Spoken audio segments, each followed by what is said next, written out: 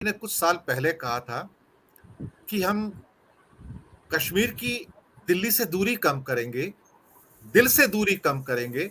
सिर्फ स्लोगन थे और उसपे कुछ काम नहीं किया। आज कश्मीर जो वैली है भारत से और ज्यादा कट चुका है। सिर्फ आप टूरिस्ट के बस पे आप कुछ नहीं कह सकते। टूरिस्ट तो उनको भी चाहिए क्योंकि उनको भी रोजी रोटी चाहिए, लेकिन आप उनके दिलों को नजदीक नहीं ला पाए हैं। आप दिल्ली से दूरी कम नहीं कर पाए हैं। केंद्र का शासन लगा के उनके अधिकार छीन के, लोकतांत्रिक अधिकार छीन के आपने दरअसल दूरियां और बढ़ा दी हैं वहां पर। और ये जो पहले जो उनके मन में जो जो भी द्वेष था, वो द्वेष और बढ़ गया है। जो थोड़े बहुत वहां पंडित बचे थे वैली में, उनमें से भी आधे छोड़ के अब चले गए हैं, वापिस तो बसा नहीं पाए। जी साहू जी। हाँ, देखिए अभी आप देखिए लोगों का जो रिस्पॉन्स था भारत जोड़ यात्रा, राहुल गांधी का जब पहुंचा श्रीनगर में, कितने लोग रास्ता में आ गए कि कोई हमारा पास एक मोहब्बत का संदेश लेके आया है। सो ये जो मोहब्बत का संदेश, एश्योरेंस जो है, ये सिर्फ सिंपल यात्रा से मालूम चला। अच्छा, सो अभी तो दूर हो गया है कश्मीर। अभी देखिए लोगों के अंदर, वहाँ मैं बहुत सारे लोगों से बात कर रहा हूँ, मेरे फ्रेंड्स जो वहाँ पे पोस्टेड है, मेरे जूनियर्स, तो बोल रहे हैं कि लोगों के अंदर कि हम जो थे 370 तो ले लिया, यूटी क्यों किया। सो इसीलिए अभी दूरी बहुत बढ़ रहा है, टेररिज्म कम नहीं हुआ है। अभी देखिए कितने लोग मरे हैं। और mister Amit Shah, home minister, वो तो खुद बोल रहे हैं जब नॉर्मल सी रिस्टोर हो जाएगा हम उसको स्टेटहुड स्टेटस दे देंगे। तो इसका मतलब है 370 की आप जो स्पेशल स्टेटस हटा दिया है, तो अभी तो हो गया है ना, काफी 3 साल 4 साल 5 साल हो गया, तो नॉर्मल से अभी तक रिस्टोर नहीं हुआ, फिर कैसे नॉर्मल से होगा। The best way to restore normal is to give them, that democratic rights. देखिए सरकारिया कमीशन ने उनका रिपोर्ट में 1983-84 जो जिस साल आया था, उन्होंने कहा था पार्लियामेंट्री डेमोक्रेसी को अगर छेड़छाड़ करेंगे तो भारत का यूनिटी एंड इंटीग्रिटी डिस्टर्ब हो जाएगा। जो पार्लियामेंट्री मेथड है उसके हिसाब से कोई भी आंच आएगा, कोई भी आघात होगा पार्लियामेंट्री मेथड के ऊपर, तो फिर ये यूनिटी एंड इंटीग्रिटी खतरे में आ जाएगा। तो मुझे लगता है कि अगर पार्लियामेंट्री डेमोक्रेसी वहां खत्म कर दिया है, इलेक्शन नहीं हो रहा है। अच्छा, पहले तो इलेक्शन देखिए, मिस्टर KR नारायणन जब राष्ट्रपति थे 98 में उन्होंने पहली बार जाके श्रीनगर यूनिवर्सिटी में he delivered an address. That was the first address after some 5 years of terrorism, militancy. तो उन्होंने कहा कि ये जो है डेमोक्रेसी अभी जो शुरू हो गया है, that will address terrorism. And मैं कुछ सालों के बाद श्रीनगर गया था, because of democracy terrorism has taken a back seat. So अभी क्या हो रहा है, ये जो डेमोक्रेसी आप ले गए कश्मीर से, डेमोक्रेटिक राइट्स ले गए, इलेक्शन नहीं हो रहा है, this is very dangerous. Kashmir का कश्मीरियत जो है वहाँ हिंदू मुस्लिम सारे इकट्ठा रहते हैं।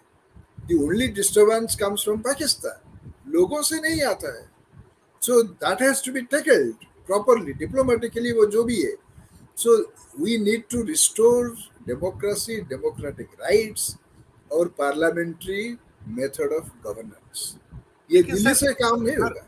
सर, कारगिल का और लेह का दोष क्या था अल्टीमेटली, जो उनसे विधानसभा छीन ली गई? सर नहीं, कुछ भी दोष नहीं है, ये सिर्फ ये एक डिक्टाटोरियल डिसीजन है। विदाउट, देखिए आप एक डिसीजन लेंगे, आर्टिकल 1 जो है हमारा कॉन्स्टिट्यूशन, या आर्टिकल 1 और 2, parliament can change the boundaries of any state, ये तो लिखा हुआ है। इट कैन चेंज, आज अगर चाहे महाराष्ट्र को यूनियन टेरिटरी कर देंगे, 3 भाग कर देंगे, तो पार्लियामेंट में कर सकता है। अगर चाहे उड़ीसा में डिमांड हो रहा है, एक देश डिमांड कि उड़ीसा को भी डिवाइड करके आप कोस्टल स्टेट बना दीजिए, वेस्टर्न उड़ीसा, पार्लियामेंट चाहे तो फटाक से कर लेगा। लेकिन पार्लियामेंट जो है पीपुल्स रिप्रेजेंटेटिव, तो लोगों का ओपिनियन लिया है क्या? डिड दे टेक द उन्होंने क्या लेह लद्दाख का लोगों का ओपिनियन नहीं लिया? तो ये जो इम्पोजिशन है, ये जो डिक्टाटोरियल टेंडेंसी है कि हम जो करेंगे because we have majority, that is dangerous. ये जो मेजोरिटेरियन अप्रोच जो अभी हम 2014 के बाद हम जो देख रहे हैं, अरे फार्म लॉस उन्होंने बनाया, किसके साथ बात किया? फार्मर्स यूनियन से बात नहीं जो किया। तो लॉ कानून बनाने का, देखिए सुप्रीम कोर्ट के पास जब मैटर गया फार्म लॉस के बारे में, कृषि कानून के बारे में, सुप्रीम कोर्ट का अरे ये तो डिस्कस ही नहीं हुआ किससे, तो उन्होंने एक कमेटी बिठाया, वो कमेटी में आके बात करो। अरे ऐसे कैसे होगा? सो डेमोक्रेटिक मेथड जो डेलिबरेशन कंसल्टेशन, बातचीत, परामर्श, ये डेलिबरेशन कंसल्टेशन जो डेमोक्रेसी का जो भित्ति है, जो उसका जो नीम है, उसको अगर आप इधर उधर कर देंगे तो चार तरफ अशांति, अराजकता और रक्तपात होगा। ये भारत को जो इकट्ठा रखा हुआ है, तो विश्व का इतिहास में ऐसे देश ना था, ना कभी और कहा सृष्टि हो पाएगा। भारत है। देखिए भारत में, देखिए एक मिनट में आपको एक इतिहास में ले चलता हूँ। हम जब आज़ादी मिला, वो हमारा फिर पार्टीशन हो गया, डिवीजन हो गया, पाकिस्तान बन गया, देन सारे लोग बोल रहे थे विश्व में ये भारत ऐसे देश नहीं रहेगा इकट्ठा, इतने भाषा है। लेकिन इसके बाद क्या हुआ ना, भाषा के हिसाब से राज्य बना दिया गया।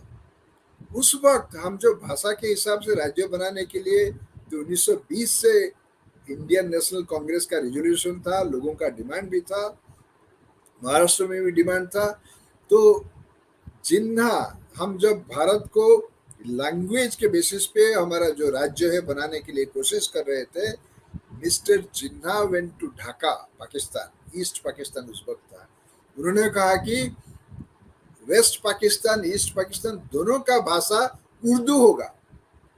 तो ईस्ट पाकिस्तान में बंगाली से उन्होंने कहा अरे हमारा तो भाषा बंगाली है, हम कैसे उर्दू को अपनाएंगे? तो वहां से शुरू हो गया पाकिस्तान का डिवीजन।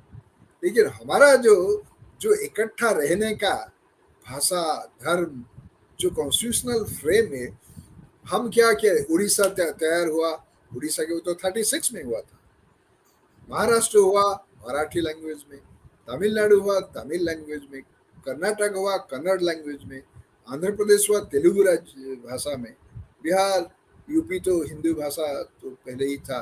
तो ये जो है हम सब, I tell you, Singapore, Lee Kuan जब सिंगापुर बना, उन्होंने कहा तो हमारा तो मलय लैंग्वेज है, चाइनीज भी है, तो कैसे करेंगे? उन्होंने कहा नेहरू से सीखो। नेहरू ने क्या किया, 3 language formula, regional language, Hindi और इंग्लिश। सो ये चीज अभी देखिए, Singapore is a model state, उसके हिसाब से तो डेमोक्रेसी वहां तो है ही नहीं। लेकिन पॉइंट इज, ये तो नेहरू से सीखने को तैयार नहीं है, इन्हें तो सुबह शाम नेहरू को गालियां देनी है। क्योंकि इनके अंदर तो बुद्धि तो है नहीं, तो क्या करेंगे, सुबह शाम कोसते रहेंगे। मैं अगले प्रश्न पर आता हूं सर। ये इन्होंने जो इंस्टेबिलिटी लाई है